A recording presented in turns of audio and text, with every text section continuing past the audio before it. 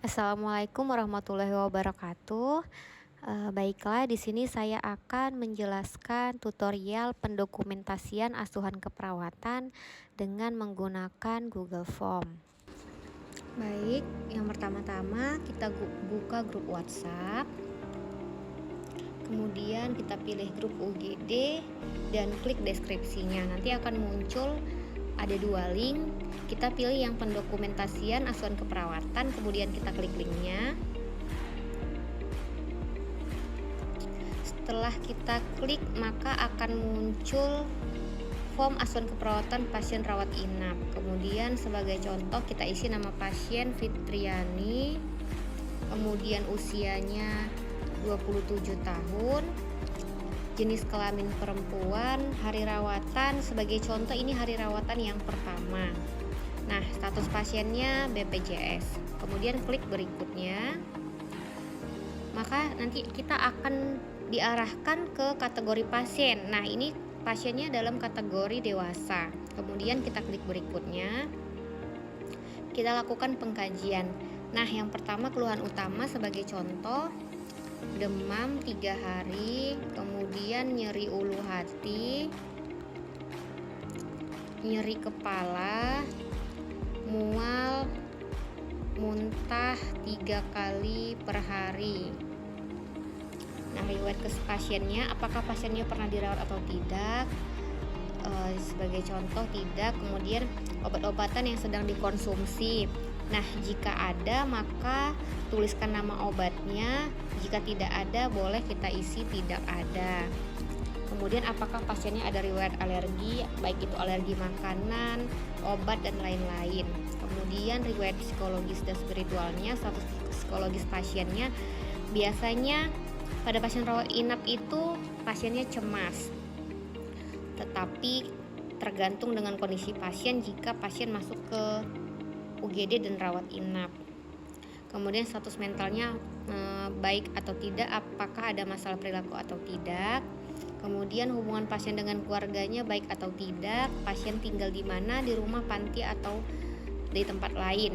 Nah, kerabat dekat yang dapat dihubungi sebagai contoh Novianti, hubungan kak kandung, nomor telepon kita isikan.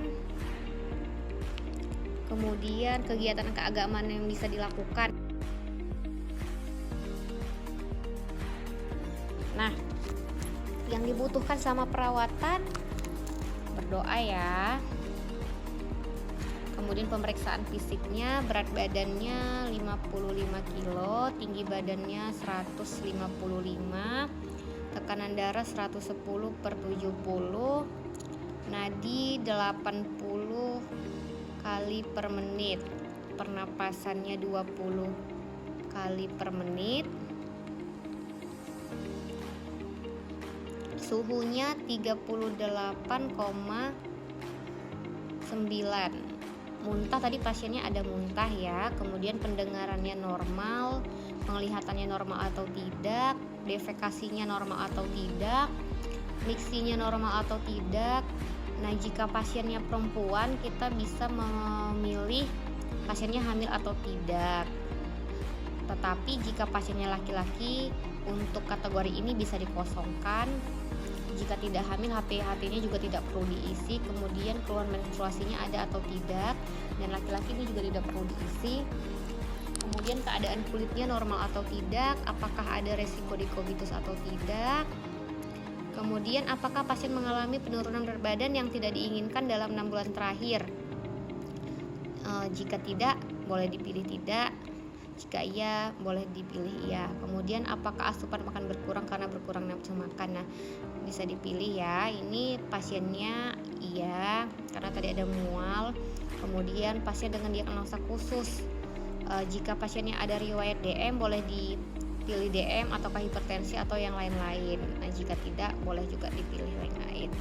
Nah, apakah ada resiko cedera atau jatuh. Kemudian aktivitas dan mobilisasinya apakah mandiri atau perlu bantuan. Kemudian skala nyerinya berapa. Sebagai contoh 8 tadi ini termasuk kategori nyeri akut pada ulu hati dan kepala. Kemudian nyerinya hilang dengan apa? Minum obat, istirahat, berubah posisi, ataukah mendengarkan musik. Ini pasiennya nyerinya berkurang dengan minum obat. Kemudian apakah terdapat hambatan dalam pembelajaran? Jika ya, pilih ya, jika tidak, pilih tidak. Kemudian kita klik berikutnya. Setelah itu kita pilih diagnosa keperawatannya. Tadi pasiennya demam, jadi diagnosa dan nyeri. Kita bisa memilih diagnosa yang utama, yaitu hipertermi atau peningkatan suhu tubuh. Kemudian kita pilih hipertermi berhubungan dengan kekurangan volume cairan. Nah, intervensi di sini kita isi intervensi atau rencana keperawatan apa yang akan kita lakukan, yaitu monitor suhu tubuh, kemudian longgarkan atau lepaskan pakaian, berikan cairan oral, dan kolaborasi pemberian cairan dan elektrolit intravena jika perlu. Nah, begitu juga implementasinya dari intervensi yang sudah kita pilih, apa yang sudah kita lakukan. Memonitor suhu tubuh, kemudian melonggarkan atau melepaskan pakaian, memberikan cairan oral, dan berkolaborasi pemberian cairan dan elektrolit. Kemudian kita klik berikutnya. Kita isi evaluasinya. Setelah dilakukan tindakan, maka apa evaluasi dari tindakan yang sudah kita lakukan? S-nya OS mengatakan demam berkurang, nyeri ulu hati berkurang, nyeri kepala berkurang, mual dan muntah sudah tidak ada. Kemudian O-nya kita masukkan tekanan darahnya 110/70. Kemudian nadinya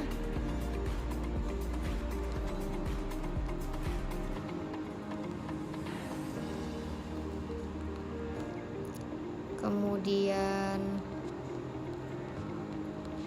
pernafasan dan temperatur.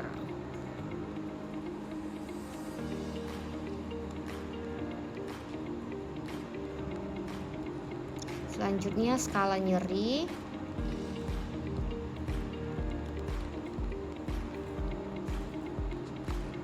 Nah, kemudian kita masukkan asesmennya, yaitu masalah teratasi sebagian. Planningnya, intervensi dilanjutkan. Nah, selanjutnya kita pilih nama petugasnya. Sebagai contoh Hafiza. Kemudian kita pilih tanda tangan dengan memilih file. Oke, setelah kita pilih, untuk yang dinas pagi, maka petugas wajib menginput foto visit dengan dokter. Nah, kita pilih fotonya. Tetapi untuk petugas yang piket sore dan malam tidak perlu mengisi untuk yang dokumentasi visit ke dokter. Nah, selanjutnya kita pilih status rawatan. Jika rawatannya lanjut, maka nanti kita akan diarahkan untuk kirim laporan. Tetapi jika pasiennya PAPS ataupun PBJ, maka kita akan diarahkan ke discharge planning, di mana discharge planning sendiri di situ akan tertulis terapi pulangnya apa-apa saja, boleh kita tuliskan obat-obat apa saja yang diberikan untuk pasiennya pulang.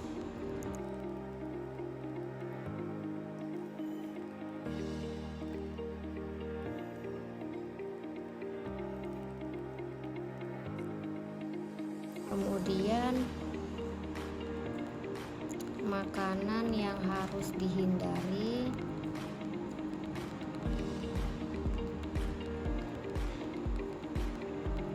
kemudian aktivitas yang boleh dilakukan,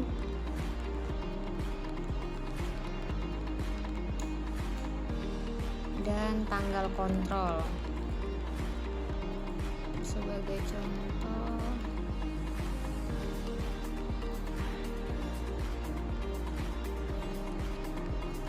selanjutnya kita boleh klik kirim.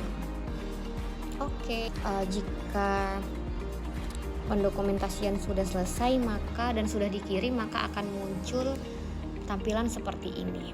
Baiklah kakak-kakak, itu saja yang bisa saya jelaskan terkait dengan tutorial pendokumentasian asuransi keperawatan dengan menggunakan Google Form.